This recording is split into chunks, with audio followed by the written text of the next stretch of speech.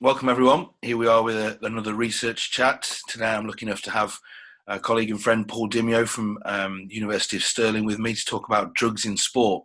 Paul, just want to say a quick hello. Yeah, hi everyone, and hi Christopher. Thanks for having me on. It's a pleasure to be involved in this. My pleasure. So Paul's a reader up at the University of Stirling. We know each other from working together. I've helped Paul a little bit with external examining on his degree, and he's helped me a lot with trying to weave my way slowly into doing some work on drugs in sports. I was thinking today, when we've spoken mostly recently, is about some of the difficulties that we're finding with Yeah. some of these problems with teaching this, not teaching that. Are we, students? We had what was the term called? Non detriment. Yeah, Students who sure. had different grades, and we were trying to pick our way through all these sort of things. So we've had some quite interesting chats, not related to work, actually, over the summer mainly. So, Paul, just want to introduce yourself, maybe tell us how you got into academia, how you got into studying sport, and all that sort of good stuff. Yeah, thanks. So, my first involvement goes back to the early 1990s. I'd finished my first degree in business studies, and I'd begun to find some of the kind of social and organisational stuff quite interesting. So, when I saw an advert for a course I'd never heard of called Sociology of Sport, I went down to Leicester and did that as a 1 year MA. So that went well. I enjoyed it, even though it was kind of dominated by figurational theory at the time. It was still interesting. There was lots discussed about hooliganism and drugs and sport and violence and a bit of history in there as well, which was good. Um, and then I followed that up by coming back to Scotland. I went to Strathclyde University to do a PhD, which was on racism and anti-racism. And then that led to a job at first at Northampton University and then Stirling, where I am now. So I didn't really know much about doping in sport. Learned a bit from Ivan Waddington at Leicester, but I'd sort of drifted away and then I kind of drifted back. So it was really the kind of mid 2000s when I picked that subject area up again. I don't have any direct involvement. I've never been an elite athlete. I've never worked with elite athletes. I've never really sort of wanted to be an anti-doping campaigner. I was just really interested in the social and cultural and historical context in which doping occurs and has occurred and continues to occur, and the anti-doping policy kind of emerged. Just looking to try to understand some of that. Yeah. And in terms of the kind of nod that you made there to figurational sociology, the figurational Leicester School at the time was very dominated by figurational sociology. I'm speaking to Emma Poulton tomorrow, Right. who did her PhD with Joe Maguire, who was my supervisor. And I think we'll probably have somewhat of a little discussion around some of those ideas as well.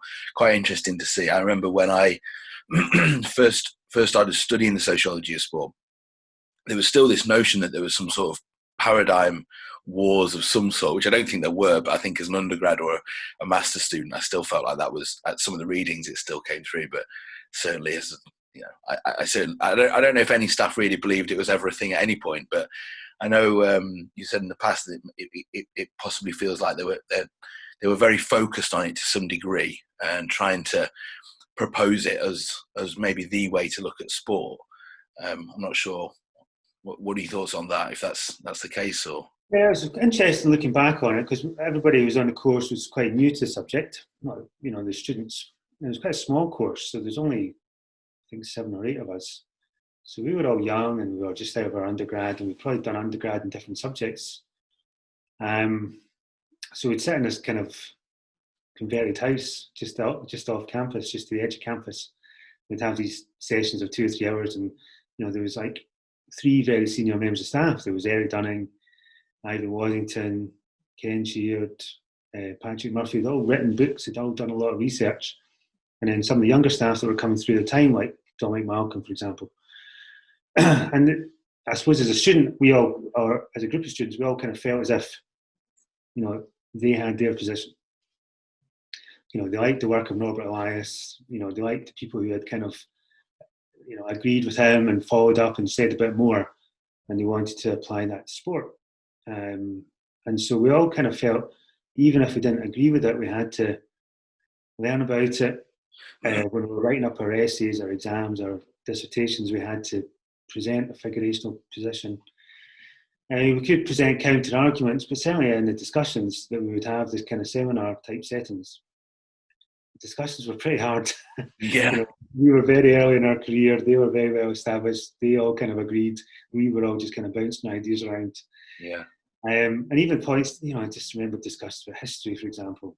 So, their view of history was a process. Organizations came together as networks of, federations and with power and, balances of power and so on and so forth. And that was all fine, and I didn't kind of disagree with any of it. But on the other hand, history is actually really contested empirically. So they might say, oh, look at this example from the past where there was something happened that was really violent in the past and that seemed to be acceptable. People getting hung or tortured in a kind of public settings. That's what history was like, and we've become more civilized. We don't do that anymore. Because the answer is, well, maybe not all historians agree on that thing which you claimed. Maybe there was other circumstances in which that same society was more sensitive. And maybe those kind of stories of, the worst aspects of society are the things which remain, and the actual day-to-day life in those societies was actually, more safer and less violent, or maybe there's just different types of violence. So we'd have these discussions, and that's how I suppose my interest became a wee bit more in history, because I did find that element of it really interesting.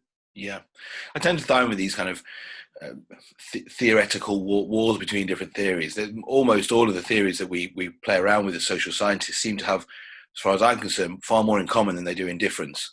And then I tend to just see what the commonality is and focus on those ones.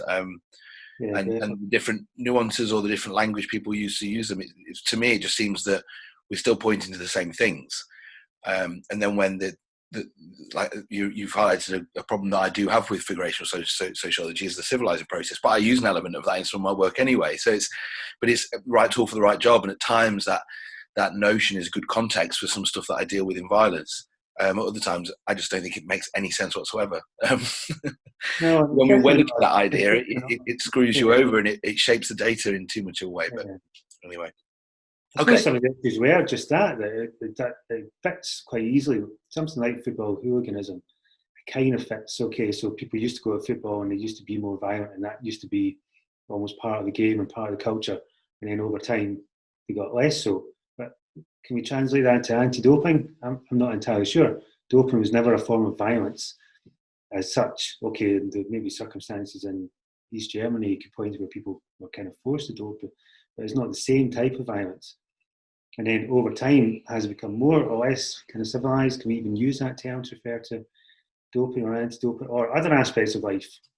Gender equality or, even racism. It's kind of like it doesn't fit everything. And, certainly students at the time, we felt as if we were kind of being pushed towards, even people, I remember well, people doing very business-like dissertations or studies that they wanted to, very applied, and yet they kind of felt as if they were being drawn back into this paradigm that was developed for one thing, which didn't really fit that well. Yeah. And I've recently, I think, what day is it today? Tuesday. Yesterday, had a chat with my colleague Alex Channon about this exact same point around theory. Right tool for the right job. It's pretty simple, but we overcomplicate it when we have a pet theory. Anyway, we're sidetracked. Let's get back into doping. So, I'm going to do two kind of main things today. One is to try and just challenge the current, or at least reconsider the current anti-doping playbook, landscape, how it's all kind of organised at the moment. And I think we might just kind of, I'll pose some questions to you around the lack of logic or the problems with the logic that there are under that. And then after that, we'll try and go through kind of a bit of a structured analysis of it before we conclude with just directing people to where they can find some of your books and some of the other things that might be quite useful. So just to get started on that, I make claims on various podcasts and to my students and to anyone who will listen that anti-doping or the war on drugs is basically built on a foundation of sand. And that when you start to wobble those foundations, at least, if you don't agree with the full analysis, at least you could say, we should probably look again at this. So, firstly, do you agree or disagree? And if you kind of expand on what I might be kind of like getting at there and how you consider those points. Yeah, I think it's interesting. So If you say it's building a foundation, then I guess what you mean is the underpinning kind of rationales. So if you take the last 20 years, they've been very, very embedded in policy very clearly with three rationales. One is the spirit of sport. So does a substance or a technique of performance enhancement, does it contravene the spirit of sport? And obviously that's very, I think it's kind of dubious philosophically. I don't know, they have a list of things, I can't remember them all, but there's a sort of list of what the spirit of sport refers to. And it's all the positive stuff, teamwork and cooperation and fair play and all those sorts of things. It's almost quite idealistic that every athlete wants to buy into that kind of idea, but how you can operationalize that kind of concept and then apply it to a list of banned substances, I find that quite difficult to accept. I think quite a lot of academic work has gone into kind of criticising that. Second thing is, does a substance or a technique enhance performance? But I think importantly what it says is, or does it have the potential to enhance performance? Mm. So the potential element's controversial because sometimes we don't have the evidence for it, or if we have the evidence for one group, we might not have any evidence for another group. So the same substance that might work well for you, it might not work well for me because of our different physiological makeups or whatever.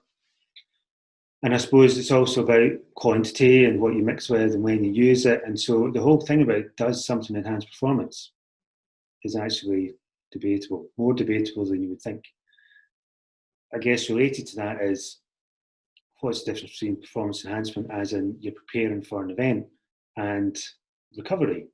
So something that helps you recover quickly or quicker than your rival is enhancing your performance because it's bringing you back into the field of play in an unnatural kind of way.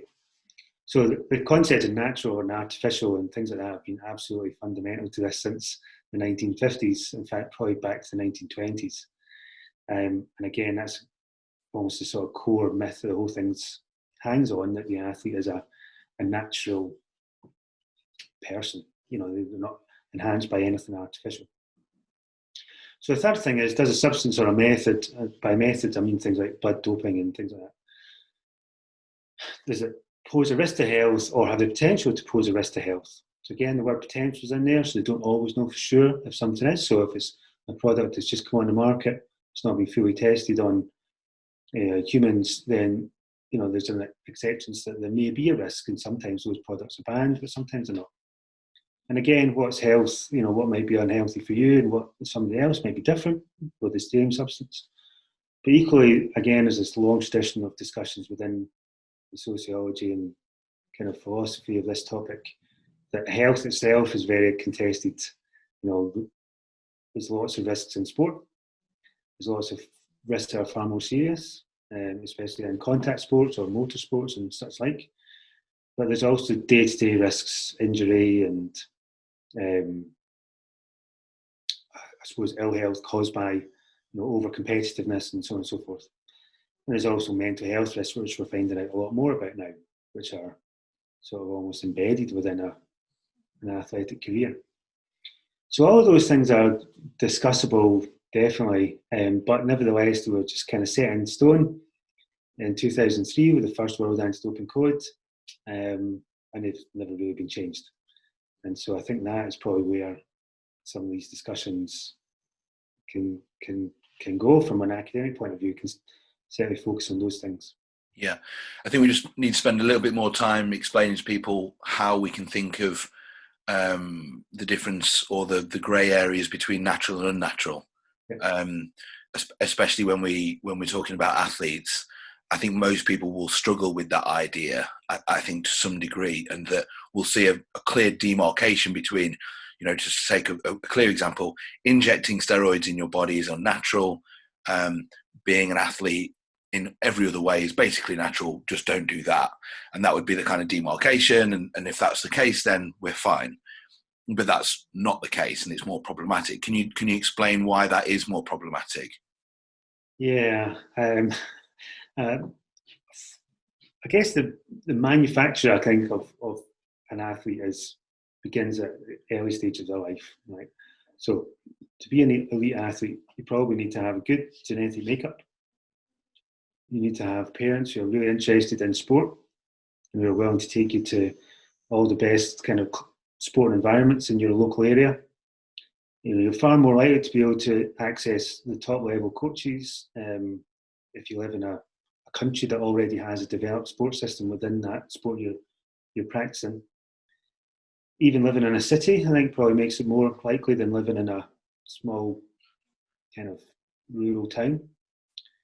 Getting access to the right coach, of course, sports science support, any equipment that you need.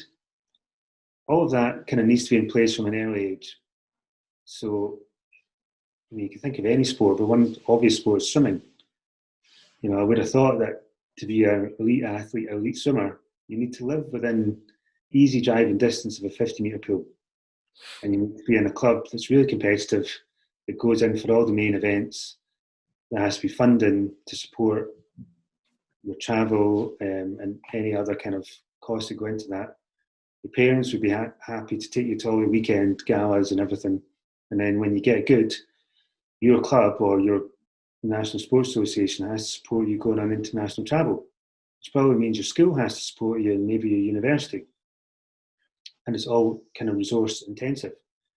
And that's just one example off the top of my head. You could almost take any sport and any example and say, well, actually, you have to be in the right place, the right time, the right kind of attitude, the right physiology, and so on and so forth. And then, of course, what happens is, as athletes move up the sort of hierarchy, they get sort of manipulated a wee bit more. And one of that is nutrition. So to have a specialist sort of nutritionist that tailors all your diet to your sport, it's probably really, really important. It's probably far more important than most people think. And it has to happen, it has to start fairly early on. So if you want to add weight, you have to have a different diet to people who need to be like. So a cyclist diet would be different to a rugby player's diet, of course. So what's natural in that and what's artificial is really, really open to discussion, because, if you like, a model of naturalness, so that's even a word, would be that you just have to be good at something. Because your parents were good at it, so you just turn up at a race and you're suddenly brilliant. And in a way, of course, that is a kind of 18th, 19th century idea. And it fits with social class structures. So middle class and upper class people would think that they were superior. They would think that they had good breeding, and therefore they could just turn up and do things better than other people. And so the idea of training and trying to be better at something and becoming a professional and having support for that became a matter of social class distinction. And we're looking at late 19th century and early 20th century, that begins to come to a head. Because once you can start making money from the sport, so surely you want to train for it and prepare for it in a way that you would do in other walks of life. So sport kind of holds on, even now, I think culturally, implicitly, we're holding on to that idea that athletes are just great, they're just great at what they do because, okay, they work hard at it, but they've got a natural talent, they've got the right mentality, they've really wanted it and they've pushed through all their life to get it. It's quite individualized sort of perception of it. Whereas, of course, athletes are made, they're made within the culture in which they've, been born and are schooled and institutionalized and developed. And so where doping fits into that, I find quite interesting, because it's almost, in some ways, an attempt to hold on to the past, to some sense of naturalness and cleanness and purity, at a time when absolutely everything else in sport is going in a different direction. Yeah. And sometimes I don't know why. I mean, I struggle in my own head to understand why, when the IOC abandoned amateurism in the late 1970s, what did they think they were doing when they held on to anti-doping? What did they think they were doing it for? Because all the reasons that they'd said they needed anti-doping through the 50s and 60s. In fact, earlier, there's quite a good quote from a president in late 20s, early 30s, where he basically said, the soul of sport is amateur, something like that. And we need to leave no stone unturned to protect that soul from doping. Right. And it was really obvious linkage between the two things. And so when WADA was formed, it actually embedded a lot of traditional Olympic ideology. And that was kind of in there. It's still in the Olympic Charter. It's still in these kind of spirit of sport. If you read the definition of spirit of sport, even now in the WADA code, it refers to Olympism. So all those Pierre de Coubertin ideas are still kind of with us in anti-doping. And so it's almost just like, if I was being totally critical, I guess, or a kind of a hard form of criticism would be to say that they never wanted to fully accept professionalism and commercialisation and all the consequences that would have. They just wanted to enjoy the benefits of professional and commercialisation to have a product to sell. But that product, for traditional reasons and the way in which, the culture of sports developed, it's better if that product looks kind of pure and healthy and not as if it's kind of been fueled by steroids and HGH and EPO and so on and so forth. Because, it's almost like the image of it, really. The image of what we want an athlete to be from a broader public health, a kind of cultural values kind of perspective. Yeah. The example of the I think it was the BBC reporting about Mo Farah, where they were literally pushing the boundary of what could be defined under this criteria as natural, but it involved injecting L-carnitine or something else, and like the act that any kind of sane person would go, well, that can't be considered natural in this pure sense, but it's legal under the rules, therefore it's natural. And the kind of the tension is so clear in that. But I don't think I think in the end he quote unquote got away with it because he didn't break the rules. But this notion that any of those behaviours, and at that super elite level, whether it's cycling and you hear about them talking about Lance Armstrong and the stuff that happened in that team, or even within Dave Brailsford's team, and I'm certainly not accusing them of doping. I'm talking about the unnatural practices that there were in the kind of minute wind testing and the training at altitude, and then the changing of the bike tire by this percentage and all that sort of stuff.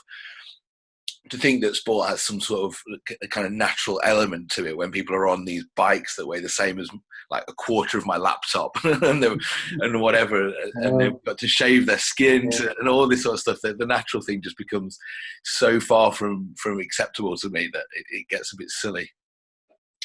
Yeah, people would defend anti-doping by saying, you can play around with, like cycling, you can play around with the equipment as much as possible. It's the person that has to be natural. Yeah. And all these elite teams have access to the same equipment, so therefore it's kind of roughly a level playing field, etc., etc. But L-carnitine is a good example because, in a sense, it was legitimised by the fact that it'd been through experiments by university researchers, and it wasn't on the banned list, and you could just refer back to that. And I remember in the inquiry led by Damien Collins into Team Sky, they basically said, well, we've not done anything wrong, we've not broken any rules. There was a jiffy bag, and then there was the hay fever analogy injections, and there was the testosterone patches delivered to the Manchester Velodrome. And it was almost a case of like saying, well, unless you can prove we've broken rules, we're not going to admit to doing anything wrong. And I think it's quite interesting because you get this kind of, what anti-doping is an attempt to make a highly legalistic policy based on science out of this concept of the spirit of sport and these vague concepts of risk and health. So they're trying really hard to make it into a very, very kind of watertight system where it's clear what the rules are. But sometimes the rules are actually not contingent upon the ideology, the rules are contingent upon practicality. So do you have a test for this, or do we need a threshold for that because it occurs naturally in the body to certain levels? Or is it the case that this substance may be taken for medical reasons, therefore we need to allow it under a therapeutic use exemption? Or is it possible that somebody who lives in a particular country has a different, if they live at altitude, maybe they have a different level of, some of their blood values. And so the science of it's probably got more complicated over time. Yeah. And therefore it's kind of opened up more and more of these questions. Because when the anti-doping was first created, I mean, there was only 3 or 4 things you had to worry about. You know, the main one being amphetamines. And amphetamines would just be in your urine and they'd still be there after the race. So all you had to do was test people, and people would only use them, you know, ahead of the race. They wouldn't use it in their training because it didn't really make that much difference. So the whole design of anti-doping was basically focused upon that.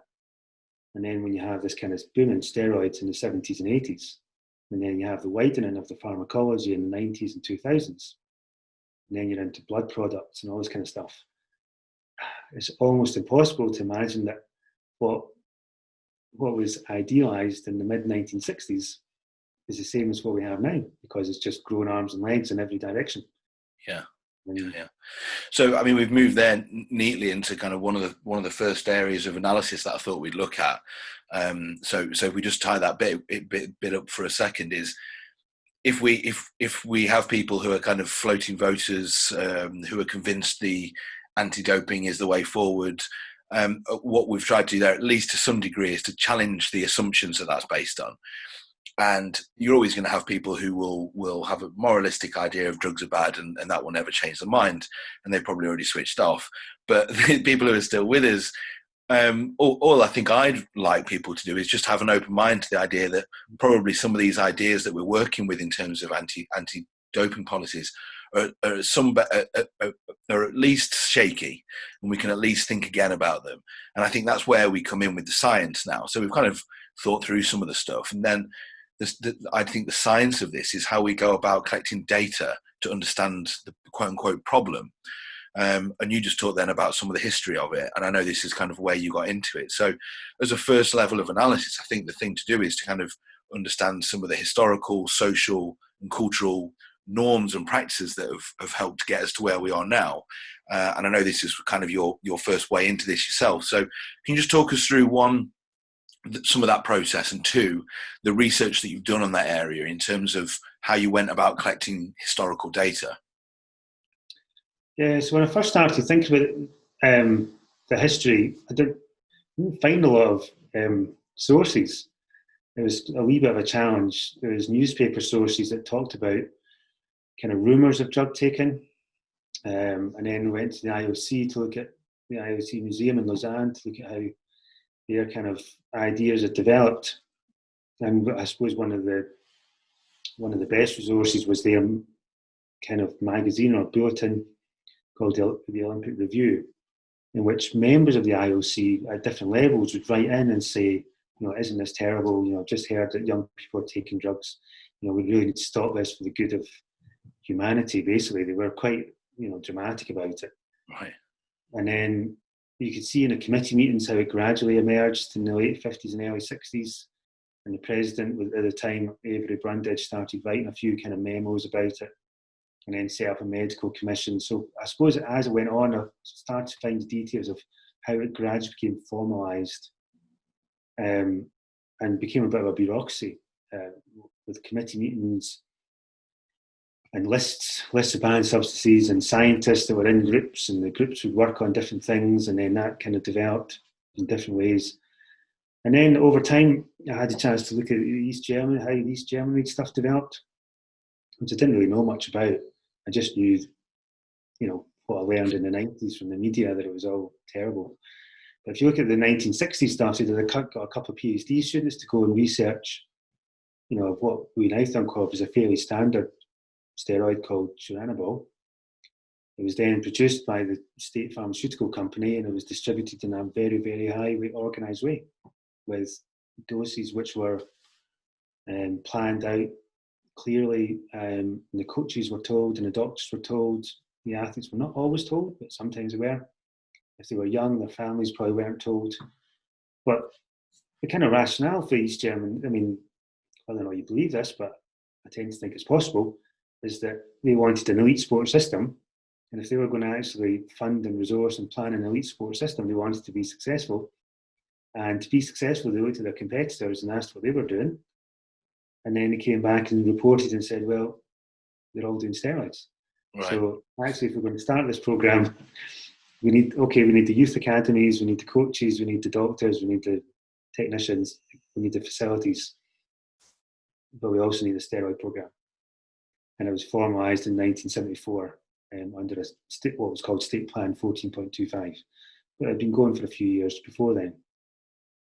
So that was really interesting. But at the same time, of course, in the West, it was a bit of a kind of open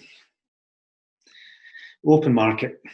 People were getting stuff from vets, they were stealing stuff from hospitals, they were getting it from underground suppliers, smuggling over borders. They were getting stuff that wasn't made properly, it wasn't labelled properly, they were not being told how to use it, they were overusing it, they were mixing it with other drugs. So you were getting really serious health issues in the West that it's very hard to quantify this, of course, but they were probably just as serious as any of the issues that came out of East Germany, because people just didn't know what they were doing. And there was a few doctors, especially in America, but a few in Europe, who kind of stepped into that space. And it was a huge risk to their career. But what they were basically saying was, we know that loads of people are taking steroids, so if people want to come to us and we'll give you proper advice to keep you safe. Yeah.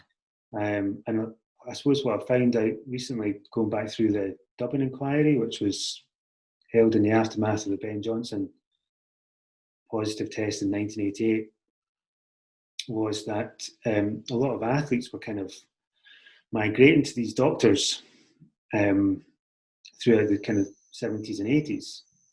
And so when some of the information was exposed about doping in Europe and North America, it was a lot to do with the discovery of a doctor that had a huge list of clients and what he'd been giving them. So it's quite interesting to see how we'd probably gone from a position in the 50s and 60s of very tentative, some people were using amphetamines, some people wanted to stop it, then there was this kind of policy to stop it, and it included sort of alcohol and a few other things like cocaine. But very, very quickly in the 70s, it just became a completely different ballgame. I mean, literally. And there was no stopping it because there wasn't a good test for steroids until 1975. And even then, everybody knew that the washout period was about 3 or 4 weeks. So if you were preparing for an event, all you had to do was there was no light of competition testing. So there was really nothing to stop anybody from using steroids right through the 70s, 80s, and 90s, really. So WADA came in 2003 and invented this, more out of competition testing, but this whereabouts system where people who were on the registered testing pool had to give 1 hour a day of whereabouts.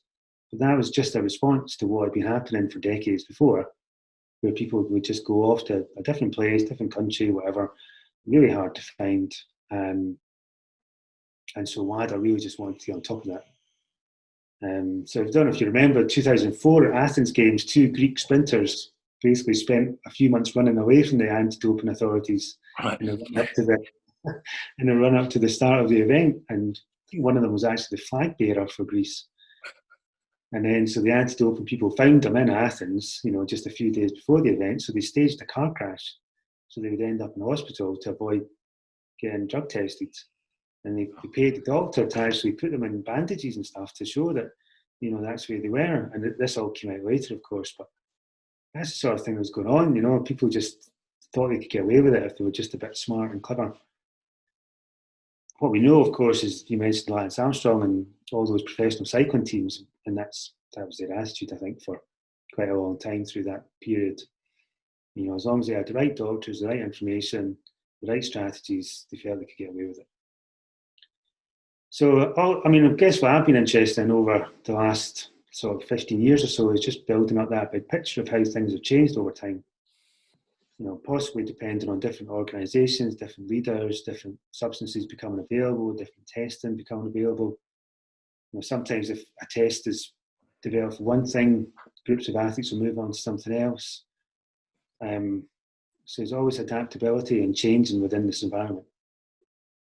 And I think we still see it now. We're not getting as many scandals, but of course, the Russia thing's never gone away. And that was a good 5 or 6 years they were getting away with that doping program.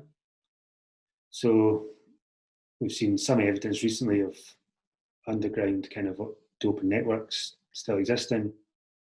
And it's probably the case that it's harder for your average person, your average athlete, to get away with it because they can be tested more often. But it's probably still possible for a well-organised group of athletes to get away with it. Yeah. And the best and the most successful doping cultures are the ones we don't know about. And we never know about them because they're successful. Yeah. So, yeah. But I suppose I've become more interested in how policies developed and what the policies tried to achieve and some of the unintended consequences of the policies, as well as, the kind of formal stuff. Yeah, so that's kind of we can't understand where we are and where we're going until we know where we've been. And that's kind of a nice little trace of where we've been and where this stuff came from, all embedded in basically a performance culture of sport, winning at almost all costs, which leads to, especially when there's more and more sports science, and within that, sports science of drugs to take to move us to perform better. And we can clearly see from the science that those drugs used in the right ways do help people perform better in certain ways, that it's kind of a logical conclusion, basically. But within that, if we take that as the kind of how we've got to where we are now, we then have to go a little bit further, I think, to kind of understand it. And we have to think about the groups of people that, and where the groups of people exist within. And the obvious one is cycling as an example. I always bag on about cycling when I'm teaching this because it's so obvious and everyone knows about it. But then, as I'll link in at the end of this, one of my pieces of work, which is amateur boxing, which shows very little drug use, or at least people think there's very little drug use in amateur boxing. Both sports sit within the same rough kind of performance ideology. One has money, one doesn't, clearly. But there are people going to amateur boxing with a view to go into professional boxing and making money. But there's something different about those groups of people. There's something different about them. And I wondered if you could kind of comment on the community, the culture, the subculture, the network of athletes and their interactions, and how at that level we might start to understand drugs and doping, maybe which groups are more at risk or which groups kind of are not in that respect. Yeah, so there's been quite a lot of research, some quantitative stuff, surveys about trying to identify risk and where risk occurs. I mean, broadly speaking, individual athletes doing individual sports are at higher risk. Right. Athletes in sports with a tradition of doping, like cycling and weightlifting and so on, higher risk. Males, higher risk than females. The interesting thing, I suppose, happened recently is there seems to be more cases in amateur sports, but again, I think it's probably similar practices, but amateurs don't have the same level of kind of awareness about what might trip them up in terms of the anti-doping people. Yeah. But it's interesting because I think, I mean, I don't really know about this. Maybe you'd come in a wee bit more, but the culture of boxing seems to be one that's based on a kind of,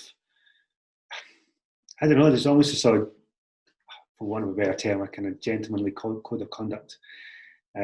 This way I see it, I'm completely outside of all this, but there's almost an ethics to it that, okay, you go into the ring and you beat people up, but, you're very nice to them afterwards. And, and it's about working the body and trying to make the body as best as possible, in terms of the skill development that's involved. And it's an interesting thing because again, it's hard to actually prove this the case, but some people say that in skill-based sports there's less doping because people think the way to improve performance is to improve their skill. So cycling is quite interesting because it is skill-based, of course, because you need to know a lot of technique to be an elite cyclist. But equally, there comes a point where it's about power, and it's about improving your power and being able to sustain that power over a period of time and be able to kick in and sprint when you need to do that. So the techniques and the strategies of racing are really, really important. Yeah. But having the physiology to do that is just as important. So I don't know really. I mean, football is one I know. I was curious about is football because it does seem to me that being able to perform in a stronger and faster way in the last 5 or 10 minutes of a game could be a really considerable performance advantage. If you're fitter than the other team, you're more likely to play better and score more goals. But people say there's no doping in football because it's a skill-based thing, and there's a team, and there's lots of things that go into making a good team, and it's not just about one person being slightly faster than another person, and so on and so forth. But there's still actually no real evidence that there's a doping culture in football. Maybe there's supplements being used. That's quite possible, but there's nothing to suggest that they're all on steroids or anything. So there's a perception in there somewhere, and I've never really been able to sort of untangle cultural values within specific sports and how that relates to ideas about what's legitimate and acceptable forms of performance enhancement against others. Track and field, track athletics, I suppose, sprinting 100 metres, 200 metres, 400 metres, certainly in Britain, that used to be the kind of, the really sort of public school kind of upper class type thing in which people were quite pure about it.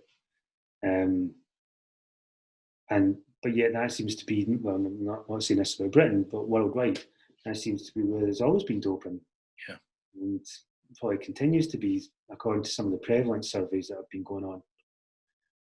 So, I don't know. Types of sports really interesting, but I've never really been able to pin down any kind of exact relationships. But I do take I'm not disagreeing with you, I take your point entirely. I think in relation to the boxing one, the stories that I heard were around, like you said, this gentleman. I think I termed it pugilistic amateurism, and it's around that notion that you work for everything you get. And the way that that does convince me is because these chaps, well, one, I've seen it, and I've been in those spaces a long time, and I've seen that it lives out. But these chaps are, if you mention you'll take a protein shake when you get home, they'll call you a homophobic slur and tell you to grow up. It's like this world is not about that, and not only that, the lack of knowledge, the lack of access, and the lack of money makes there's so many things that stop young lads there. Now, in the boxing culture, have a lot of the lads done ecstasy and smoked weed and drank underage? Of course, yeah. And now we kind of start to see the kind of class-based analysis on it. I think one of the key factors that I always feed into this is the notion of Nixon's sports nets, which is classic 1992 piece of work about sports injury, and just basically that the cultural values are mediated by specific people. And the way I think about this in relation to my time in gyms, I spent 25 years in and out of different gyms, and I've known that some have definitely had steroid use and some haven't. Exactly, it's gyms that it's gym. There's people lifting weights and trying to be big and leaner. It's just if there's a person there, and I often think that's something that we kind of, me especially as a sociologist, we can get lost in. We think it's society, and we think it's these big highfalutin cultural kind of ideas, but actually, there's a dude who's brought some drugs into a gym and said, "Do you want some of that?" And we have to factor that in, I think, as well. So I guess some of the cases that you'll have heard of, that you'll know of, they'll be around these sort of key players, these linchpins. Is there any kind of cases of that, like, famous cases, but of people where it's clearly kind of can be like there was a person here and there was an event which was quite important in this? Oh God, I haven't really thought about that, but I suppose any of these things, the whole American cycling teams were developed by a couple of people who just had a vision that the Americans should be involved in elite cycling. And they probably didn't even know what was going on until they got there in terms of doping. So if they hadn't had a vision that that's what they wanted to do, then none of that would have happened. Yeah. I suppose the Russia one. We don't know for sure who originally said they had to win medals at the Sochi Winter Olympics, and in order to do that, they had to be allowed to create a dope. We don't really know how far up the hierarchy that went. But clearly there's 2 or 3 leaders in there who are prepared to do it and prepared to work out the systems, by which to do it. And I was interested. I did have a quick think about networks before we started the call, and I always think one of the things which is an issue in anti-doping is the concept of strict liability. So the individual is made responsible for what's in their system. And that sort of puts a halt, to any kind of understanding of the social context in which it occurred. Yeah, totally. Yeah. So, policy-wise, and in terms of legal appeals and so on and so forth, it's just very, very difficult to actually develop any understanding when, in fact, the policy is designed to prevent that understanding from happening. So, from a sociological perspective, of course, yeah, networks are really interesting. The role of doctors is interesting. There's been a few studies along those lines. The role of peers, but what I suppose I find I don't fully understand in some ways is that it's quite a lot of social psychology of doping, which again brings it back to the individual. So if someone's obsessed with winning or ego oriented or whatever kind of construct, psychological construct, they try to relate that to doping. So I've got a feeling that somebody somewhere wants to design a personality test that would show who might be at a higher risk of doping. But of course, as you say, the context is so important. It's not your personal values, it's how your personal values shaped by those around you. And sometimes doping, of course, can be accidental. So, there's quite a few cases people have gone to a team doctor and said, "You've got something wrong with me, do you think you could help?" And they've been given something that turned out to be banned and they've ended up testing positive. So those networks, I think, are really important. And, the role of parents, obviously, and the role of coaches can be, hugely influential. And certainly there's quite a lot of cases where, people have ended up doping because they've been encouraged to by somebody within their very close network. Mm. The flip side of that is we found in a couple of studies that we did at Stirling was that if you have a larger but fairly tight-knit community, it can become quite pro-anti-doping, quite protective, because people don't like the idea of being labelled a doper in front of, wider family or friends of family or people they went to school with that are, or they've been coached by, the parent of one of their friends, so where there's a sense of connection, that seems to actually sometimes at least prevent doping from occurring because people don't want to be exposed to dope or to these people who are important within their kind of, maybe you might call it their meso environment, the slightly wider environment. Whereas I think if there's instances where, certainly if you read David Miller's book, it becomes quite disconnected. So he's a Scottish cyclist who got caught doping in the early 2000s. But he doesn't have a lot of connection with his family. He goes off quite young and joins a team. He doesn't do as well in his first couple of seasons as he wanted to do. So he got injured and he was struggling. And he was looking for a bit of help. So, one of the team doctors, I think it was, took him to a villa in Italy and started to talk to him about injecting vitamins and then, then injecting EPO. So don't quote me on any of that in a sense because I'm trying to recollect the book I read quite a few years ago. But all I took from that book was there was someone who was really, really focused on the sport. They lived in a little bubble, which was just their sport. Around them, people were saying, well, you can't win the tour clean. That's not going to happen. Yeah. After a while, you have to make a choice. Either you want to or you don't want to. And if you want to, this is a tough choice you have to make. And then it's kind of a moment of kind of desperation and a need of a solution that he ends up being tempted into this world. And it's quite interesting because I think there are just, that to me is a social circumstance. It is, maybe his personality is important, but the social context of it seems to be more important. Yeah. And I think what you've kind of highlighted there is basically if we take this idea of bubbles forward, this around the players. Yes, so that's one which gets isolated and the people around him encourage him to do this. But the one you talked about before, a group of players who are linked into each other who become resistant to it and self-police in some potentially positive ways. And there's no or in this case this happens, or if this case this happens. It's, well, in this, when these are connected this way, as long as a few people have got this positive outlook to it and a kind of anti-doping, they'll go in this way and the group will remain that way. I always remember I always seek out my rugby students, the male rugby students, every year, and try and subtly try and find out who's doping and who isn't doping. Okay. And mostly, especially the current institution I'm at, I've heard no stories yet. Yeah. Um, but in previous institutions, I have, and Okay. I've heard specifically a student who was with us. The doping didn't take place connected to the institution, but he was told in the off season by his coach, "You need to get bigger." Like a clear, you need to get bigger. His two mates got told the same. They did it and got bigger and were in the team. The year after, he was out. Just this coach clearly was like, you got to do it. You got to do these things. So just to kind of start to move in, the things that I find really interesting, especially with some of the things that you post on Twitter, and I think this very much gets lost in the analysis, is where this fits for the individual. I think this is the kind of unit of analysis which gets lost.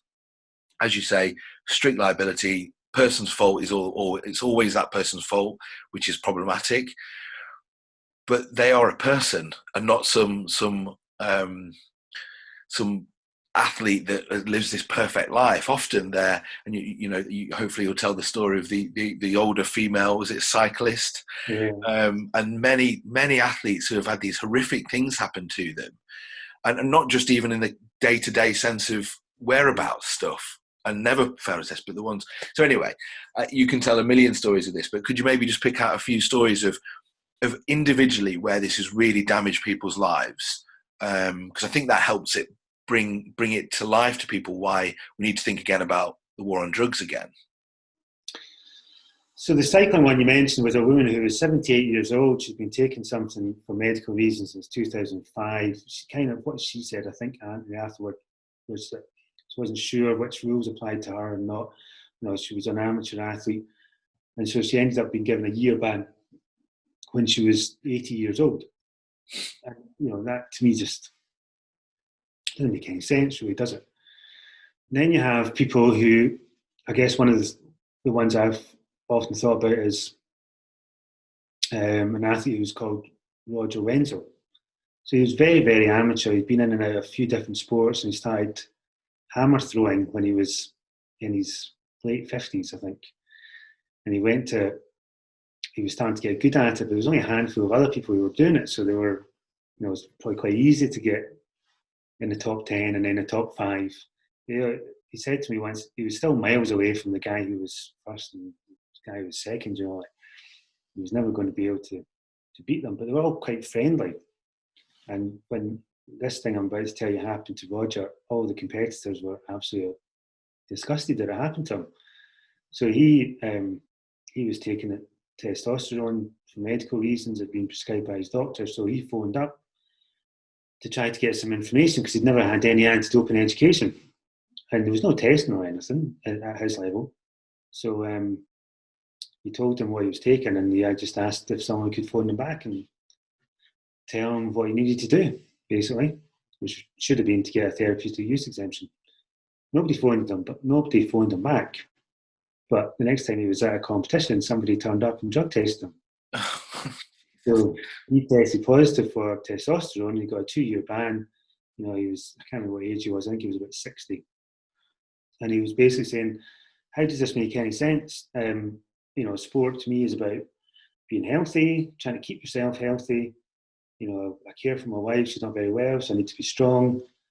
I also want to, have a bit of a social life. So this gives me something kind of positive to do in a social life instead of just going to the local pub or whatever. I've met a few good friends, go for a drink afterwards. It's all quite, bit of a sense of community. And now I can't do any of that. And the interesting thing that maybe people don't understand is if an athlete gets a doping test, it's not just that they're banned from competitive sport, they're banned from doing anything. They're banned from training with a club, they're banned from visiting some sports venues, they're banned from coaching. So people can't take their kids to, local sports events and things like that. And so the ramifications are much broader, and of course get labelled a doper. And what was really sad about Roger was that he was diagnosed with cancer, and he only had 2 or 3 months to live when I spoke to him. And he said, I just feel absolutely horrendous by this because I'm going to my deathbed labelled a doper when I'm not a doper. All I did was try to get some help for a medical condition. Nobody told me I couldn't do it. When I looked for help, they didn't help me. They just caught me. And I've been in the local newspaper, been labelled a doper, and all this kind of stuff. And it's just, it's really tragic. And there's a few cases like that. I mean, they're quite hard to pin down in a sense because people are not encouraged. One of the things is that it's expensive to make an appeal. So a lot of amateur athletes or even elite athletes who just don't have the money, they don't go through the appeals process. So you never really hear the full story. Another one is when they tell the full story, they have to do it in a way that's very legalistic and formalised, and they've got to show there's a lack of intention but a lack of awareness isn't really an excuse. Everybody's supposed to be aware of the rules when they take part in any form of organised sport. So, and again, they probably don't want to blame other people. So if they've gone to their local doctor for advice or they've gone to a friend for advice, they probably don't want to just say, oh, it's all because of them. There's an element of accepting responsibility which seems to be part of the appeals process. Yeah. I've heard a few stories recently, so I can't really name names in this one, but there was an athlete who took a sleeping tablet. She was pretty amateur. Anyway, what she took was allowed out of competition, but it wasn't allowed in competition. But it was still in our system in competition. So there's no intention to enhance performance, no risk to health, no intention to break the rules, no intention to kind of cheat or anything. In that case, still ongoing. I shouldn't really say much more about it. But it's similar things, people taking things by accident.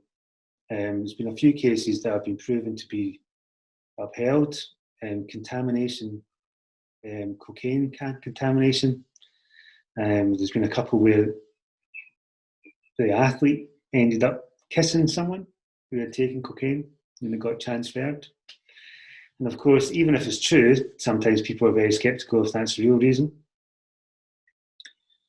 There's been a few cases that, I suppose I could keep going here, but the Alan Baxter case, the Scottish skier who took the Vicks inhaler in 2002, and they didn't know that there was something in it. Then there was a Norwegian skier, probably a couple of years ago now, who took a balm for her lips were cracked. It had turned out to have a steroid in it.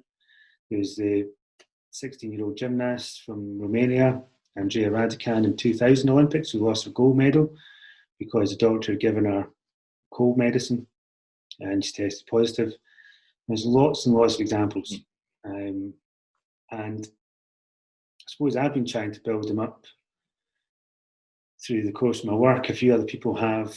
Some of the stuff I post on Twitter refers to those sorts of things.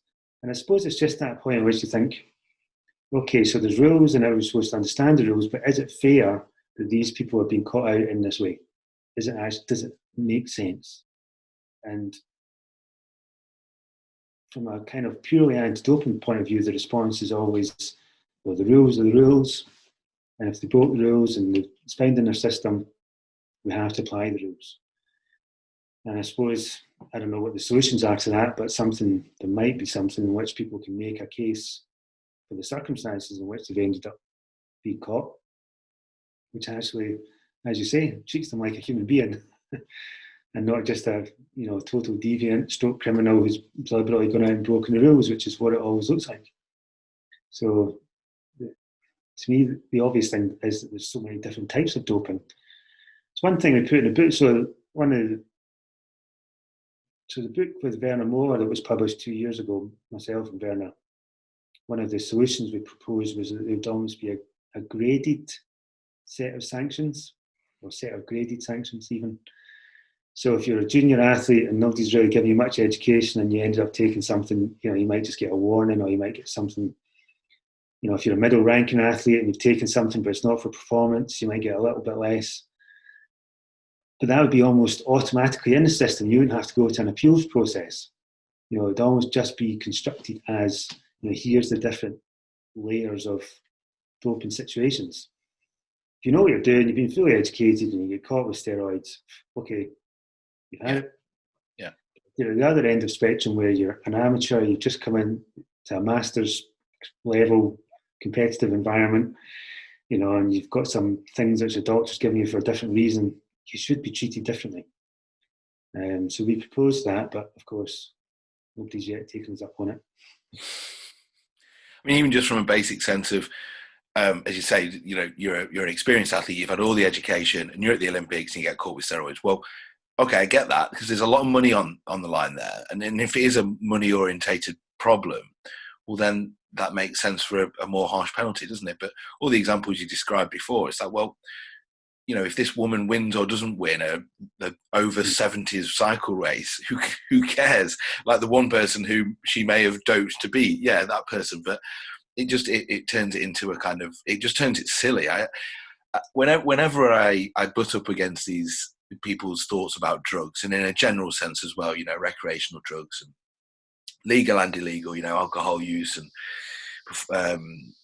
weed or ecstasy, whatever. Whenever I kind of butt up against these things, I always remember when I was a kid being told in no uncertain terms that drugs are bad, and then learning as I get older that they're not so bad at all, and that not only that, doctors prescribe them because they make you better, and sometimes you go out and have social times involved with drugs, especially ecstasy, and for some people is the best thing they've ever done in their life. So what that leads to is a situation where someone has been told something their whole life and they realize it was a complete lie. Yeah. And that just undermines what everyone said. So what this is happening, just to bring that back to drugs in sport, is it just undermines the whole rule of law and the attempts they're trying to make when you have these stupid situations where, like you say, amateurs or juniors or older athletes are being fined for daft stuff. It's common sense has to come through, but common sense has to be based on logic and an analysis, and it's not, is it? It's being applied by a one rule fits all sort of thing. Just to start kind of tying this together, because we've talked for a long time again, and we end up chatting about these ideas for quite a while, but I know we end up losing people on the way. Okay, a couple of questions is, and you've just highlighted one, and that was kind of in the book as what we're going to do about it. I think you told me in the past that there's about eight recommendations. But so what do you think's in store for us? Where are we going with the quote unquote war on drugs? Are we going to win it? And if not, what should we do instead? Yeah, so I suppose just to cut to the chase on that one. I mean, I personally probably think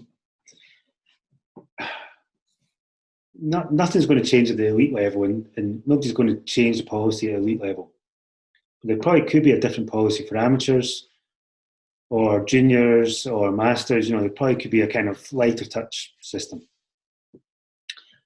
I guess one of the other things you could do is think about the criteria for a drug being banned. So at the moment it's 2 out of 3, spirit of sport, risk to health, and performance enhancement.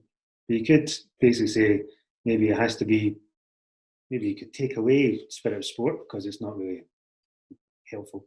And you could be left with performance enhancement and health, and you could say, well, maybe for something to be banned, it has to be both of those, not one or the other. Right. Yeah. So if people's taking something that's enhanced performance but it's not unhealthy, why not? And equally, if they're taking something that's bad for their health but it's not enhanced performance, well, that's not a doping issue. It's just stupid. Any of the desired effects. So I suppose it's that, and they should have an evidence base for what's being banned. I think that's one thing which has been called for. I mean, I don't know. It's interesting to talk about winning things because we had Dick Pound, who was the first president of WADA, came to speak at the university, and I remember him saying, if a person wins by, 1 metre in the 100 metres because they've stolen from the person who came second. I think there is a huge differential in some sports between, winning and coming second. If that differential could be evened out somehow, that might be, I don't know, it might reduce some of the temptation to dope. But you mean in terms of the financial rewards? Yeah, financial rewards. Or at least then the seriousness of doping becomes, as you said before. And I guess sport by sport could be different. So what's banned in boxing might not be the same as what's banned in table tennis. I've heard a few stories from people being tested in cognate sports like bridge, for example, You think, well, what was the point? And what's the point? Certainly, what's the point testing them for everything? You could test for cognitive enhancers, maybe. Yeah. So I think there's that element, and I guess the other thing that's been going on for the last couple of years is athlete representation within WADA. So what do athletes want? So they might want a bit of privacy now and then. Yeah, might want to be allowed to go on holiday and not have to be tested. But they might also want greater harmonisation. It's something that often comes out in surveys of athletes. They want some assurance that the level of testing and education in one country is the same as another country, because otherwise they don't trust the system. And I think the other thing that's come out in the last few years is the vested interests. The IOC and WADA have always been very close, but if there's something which the IOC want to happen, but WADA doesn't want to happen, it highlights that kind of conflict. The IOC fund WADA by 50%, so they want to have their say in things. But banning Russia from the Olympics seemed to be something that WADA wanted to do, but the IOC didn't want to do. And I guess the other thing just coming back is the appeals process. So I do think it should be cheaper, it should be quicker. It shouldn't be done on a case-by-case basis. There should be a more structured approach where you can refer to other cases and say, well, look, this looks... So cocaine cases are often quite inconsistent. Sometimes they go from a 0 ban to up to 4 years. And there just should be a much more obvious way of deciding in a fair way that doesn't sort of disadvantage the athlete unnecessarily. What does one doping situation look like compared to something else which has recently happened? I don't think that should be too difficult. But the appeals process is based on the Swiss arbitration rules, which were designed for two individual organisations or an individual person or organisation to sort out their individual problems. Instead, it's not designed to create a system that's global in which everybody can sort of say, well, look, we understand all these cases happen. I've gone out, I've taken a party drug and I've tested positive for it, so therefore I should be able to say, well, look, last week Christopher Matthews did exactly the same thing and he got a year, so okay, I'll take a year because I know that's what happened. That doesn't. That's not there. It's not. It's not a simple process. Yeah. And so you get all these variations, inconsistencies, and Werner Moore is quite good at basically saying, the irony about WAD is they want a level playing field, but they've created a system which has no level playing field. Kind of contradicted their own norms and values. And then people are, of course, a few of my colleagues, they're interested in harm reduction. And what might happen if the world of sport moved in a similar way to some countries have dealt with cannabis and even cocaine and heroin and ecstasy and you can go to a festival and get your drugs tested to make sure they're not contaminated with anything, then why can't we be a bit more open about what athletes are doing or allowed to do? And there seems to be double standards. You and I have discussed this before. So some industries, rock music being a prime example, dance music, or soul music, almost every form of music, it seems to be perfectly acceptable, that people would be using drugs in the course of making their music and their lifestyle. And nobody ends their career because it's been found out that that's what they've been doing. They might be advised to go to some form of rehab or counselling, but they're never banned from making more music. Yeah. So there seems to be a way of treating athletes which is kind of disproportionate compared to other types of occupations. Yeah, the exceptionalism. So it's an exception to the rule, isn't it? Yeah, exactly. And it's interesting how, just to flip that, what we were saying before, that originally I was based on amateurism, and now it seems to be based on professionalism. Yeah. They're not allowed to do it because they're cheating the person who came second. In the old days, they were not allowed to do it because it was unnatural. Yeah. And so things have kind of mutated and changed and adapted over that time period.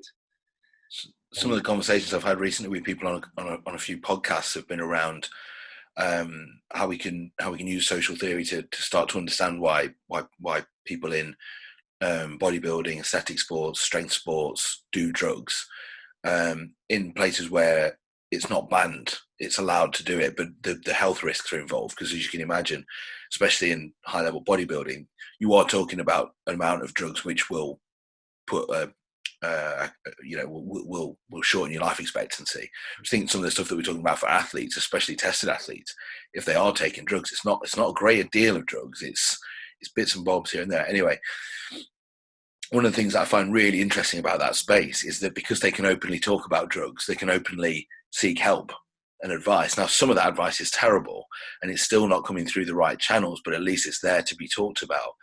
Whereas, I mean, I just imagine, where does an athlete who has chosen to take drugs get their advice from? Whoever they get their drugs from, and where do they? Like, it's such a backyard, down the back alley, dark little industry, isn't it? If you think about it, when these athletes are going to do it, it's rare that you get the Lance Armstrong case where it sounds organised and systematic.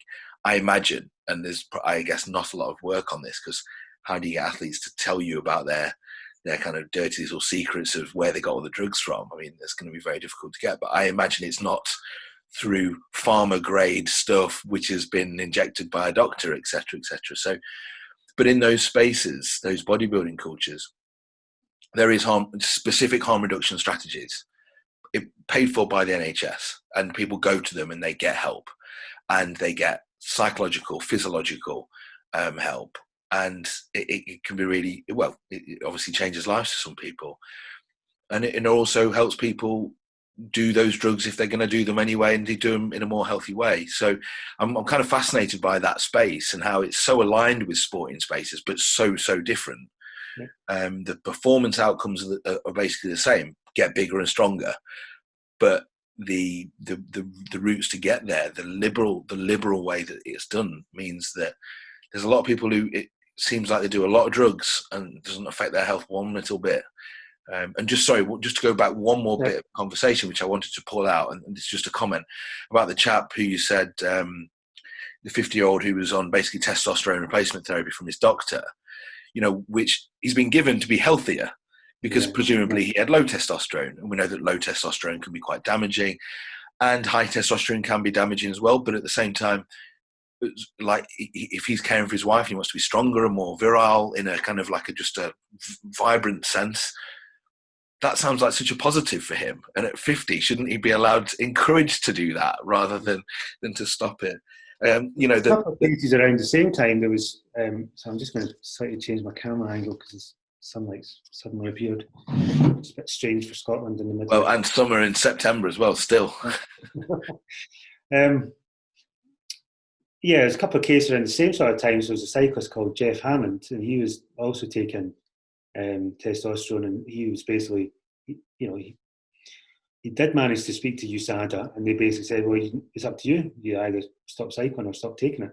Right, wow. And he was basically saying, well, the healthiest thing for me would be to be able to do both. And there was a chap called Sloan Teeple who basically ended up writing a book in which he said, the best thing for men after a certain age is that they embrace testosterone therapy, and they have the opportunity to do that because look at the health gains that you can get. And he started off as a cyclist, and I think he was diagnosed with low testosterone, and he openly admitted it. And I think he ended up getting a ban. So there's a few cases around the same time, and they ended up forcing USADA to have what they called a recreational TUE, in which, if somebody had a therapeutic use exemption for testosterone, then they could get a TUE for it. But just coming back to what you were saying before, I'm wary of time, but April Henning, my colleague, led on an article recently in the International Journal of Drug Policy, in which we were basically suggesting that almost the more sophisticated a doping program is, the healthier it is, because if you can get a doctor or you can get advice, you're with other people all the time, you've got clean needles and clean blood bags and all this kind of stuff, then the chances of anything serious happening health-wise is probably actually quite low. If you think that of that generation of cyclists who doped so much, they're all still going, they're all still alive and doing stuff. Whereas the ones who are, as you say, going to street dealers, taking things which are contaminated, sharing needles, those are all the worst practices. And it's probably that space in between, your amateur boxers who see that as a bad thing, or just amateurs who don't care enough about their performance to bother with this sort of stuff. They're probably not in a kind of high risk category. But it's the next level. It's the wannabes, the kind of people who are starting to take it seriously at whatever age group. They're beginning to think, I could get better at this if start on some supplements. Well, the supplements are okay, but I need something a bit stronger. Well, I see that guy down the gym, as you say, is on something. He seems to have, or woman, she seems to have gone boost their performance fairly recently. I'll find out what that is, and then you get a contact of somebody who's probably dealing a whole load of other drugs as well, not just steroids or performance drugs. And then they end up saying, well, I've heard a few instances of this. It's almost like the dealer doesn't know how many to take, and how to take them, what doses. So then it becomes a self-experiment. And then there's always discussion about what are the side effects. So one of the side effects of steroids is not being able to sleep very well. So you have to start taking drugs for that. And then, well, what if you're doing party drugs at weekends as well? So you're taking 4 different types of drugs all at the same time. And how does it mix with others? So if you've got painkillers or corticosteroids or whatever, for injuries, how does that all mix in? Unless you really, really know what you're doing, it can be very dangerous. And as you say, it's kind of like there's nothing within the world of sport which suggests that any sort of leading sports authorities actually want to provide a protective way, a protection against that form of risk. And they're happy to encourage people to do sport, and happy to encourage them to get better at sport and to win money and to become famous. But we won't accept the reality that some people actually will be tempted by doping, and if they are, what do they do about it? One of the stories which, as we've talked about in the past, I want probably the place I'm going to move after I finish this book is to do some research on drugs. And one of the stories that really was key for me in this was when I was training at the gym on campus, and somebody came over to me and just basically out of nowhere asked me if I knew anything about getting drugs. And in that gym, this is a campus gym. This is a very, very clean gym. And I mean that in a clean sense, but also a clean for drugs sense. But even in that gym, I don't look like the guy that you go and ask, because we've got a big load of rugby players who are twice the size as me. And he came to me and I was like, man, like out of for whatever reason, you think I'm the person to ask. I'm not the person to ask. But you're just randomly coming up to me, and like I gave him some advice because I know a bit about this area. I said, there's loads of people you can go and speak to about this. There's loads of stuff online. Start educating yourself. Once you've done that, and I almost hadn't got the words out of my mouth, and he was already saying, oh yeah, well I just want some, and he said some name. I can't remember what the name was at the time, but he just shut me down. Right. He didn't care about this notion that I was saying, well, I can't really help you, but go and start doing a bit of research and you might start to understand some stuff.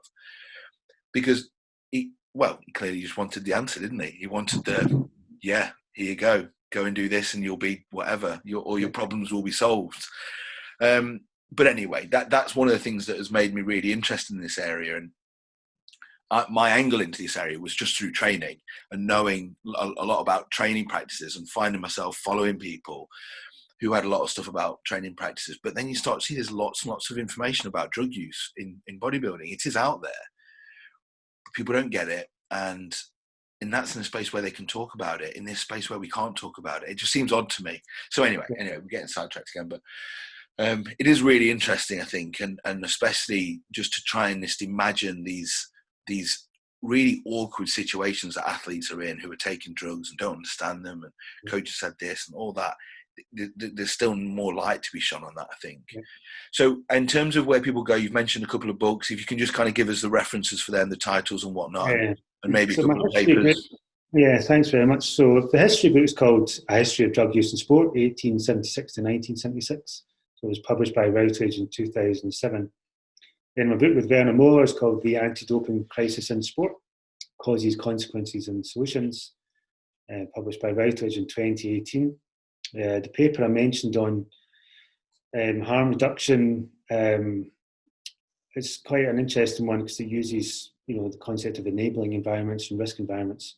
So that was recently published in the International Journal for Drug Policy. A couple of others, we had one in performance enhancement and health recently, where we talked about what happens to athletes after they've been banned, and basically said that there's no support for them. Myself and April Henning did one called The War on Doping, a new front in the war of doping amateur sport, something like that. So that was a couple of years ago. So there's a few things knocking around. One more historical one that kind of summarises, I suppose, some of these issues by myself is called the Myth of Clean Sport and its Unintended Consequences, and that's in performance enhancement and health. Cool. And just generally, yeah, you know, the big names in the field, John Hoberman, Ivan Waddington, Werner Muller, Barry Houlihan. I mean, and some of the more recent stuff like the Leeds Beckett group led by Sue Backhouse, the more philosophical stuff by John Gleaves and Mike McNamee. I mean, there's just loads of things out there, and there's quite a few others which I haven't mentioned that are just still very good. And your Krieger's done quite a lot on the IAAF and the IOC. So there's loads of good work, and so it's becoming harder to keep on top of it. Yeah.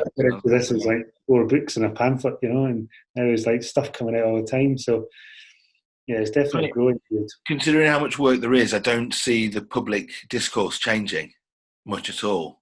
Whereas I think, you know, whether it was the Leicester School stuff on hooliganism, eventually public discourse to some degree, or whether it's women in sport or violence in sport, I've seen things shift and change, but nothing seems to be changing here in terms of the way the public talk about it. I mean, you correct me if I'm wrong. I suppose one thing that has changed, but I don't know if it's directly as a result of research, is that so cocaine cases under the next World Anti-Doping Code will all get 6 months.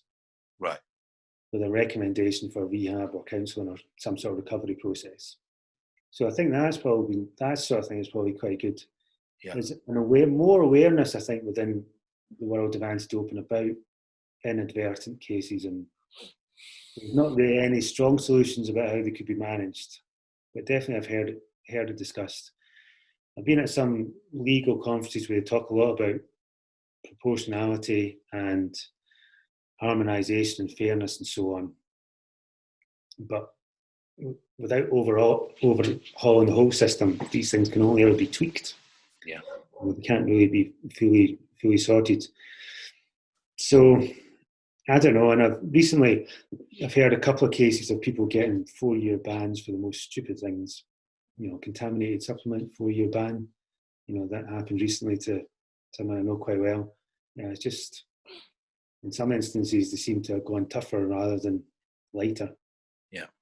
Well, at least I guess it means that you're not going to struggle for a research area for the next 20 years, at least. No. Not going anywhere quickly. No. The things that keep coming up, I have to say, it's been interesting over the last few years. I never intended it to end up here, but you know, things have cropped up. We've had opportunities, and I've had new colleagues come to the department and things like that. So, you know, that's you know, it's been interesting time. Something that I critique basically the sociology of sport for in a general sense is we've known all of this stuff for so long.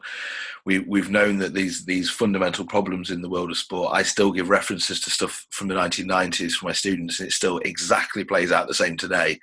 And you just think, well, what have we done here? We understand it really well, but nothing's changed at all.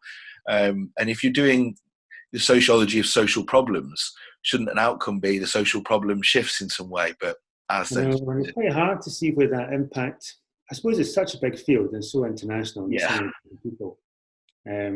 So our group, I mean, we've got quite a good group. So it's myself and April Henning and Marie Overby.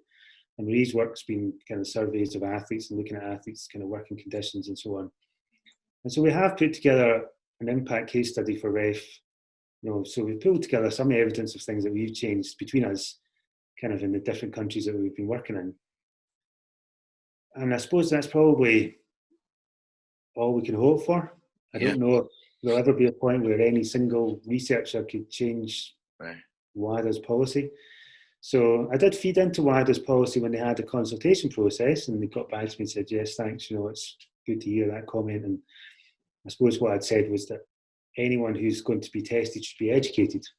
Yeah. and they should be educated before they're tested. Yeah, nice. Yeah, simple. I think people would agree with that, and I Yeah. don't think it needs me to say it. But as the practicalities of working it out are actually really a lot more complicated. Yeah, yeah, yeah. So I suppose the other, just one thing I would say is that social science research is impacted upon WADA through prevalent studies. So studies which are social science studies which show kind of the true rate of prevalence. We've also impacted upon education and how education, there's a new international standard for education, and a few researchers have fed into that. Probably also on just this whole social psychology thing that I mentioned before, and that's probably fed into some target testing strategies of certain national anti-doping agencies. So it's bits and pieces, but yeah, the overall thing though, it's not. Yeah. Okay. Only going in one direction. Yeah, yeah. Okay, great. Really good to talk to you. Yeah. Thanks for all the advice on references for people. Hopefully people can go and find that. I'll link all those in below. I'll put your Twitter on there. So thanks very much, Paul. Appreciate your time. No, thanks very much. I enjoyed talking about all these issues. I mean, I know it's been an hour and a half, and it's quite long for anybody to sit and listen to us just talk between us. But hopefully, something in there of interest to your readers. And it's a pleasure to be asked. Thanks very much. I do appreciate it. No, that was really good. All right, thanks again. Cheers.